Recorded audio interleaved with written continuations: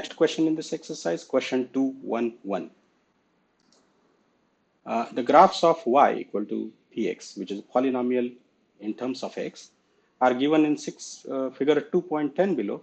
And for some polynomials px, find the number of zeros. Now, first of all, you have to understand what is the meaning of zero.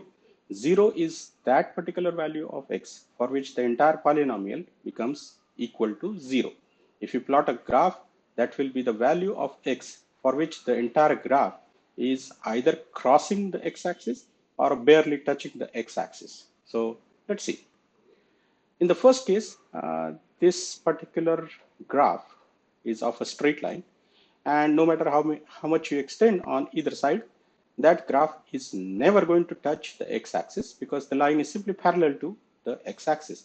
So in this case, the line will never cross or even touch the x-axis, and in this case, this line will never have a zero. The polynomial represented by this straight line will never have a zero, simply because never ever this will take a value equal to zero and cross or touch the x-axis. In the second case, yes, it is crossing the x-axis at one point, and I have indicated the point with a small dot. So it is doing that only once. So this polynomial will have 1, 0.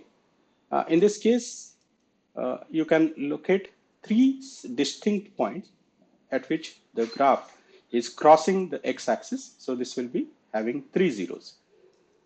In the fourth case, the graph is crossing the x-axis twice. So this will have 2 zeros. In this case, we will have 4 such points. So this will have 4, 0.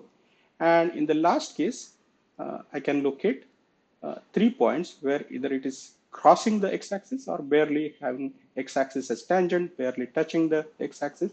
So I can look at 3 such points. So this will have 3 zeros.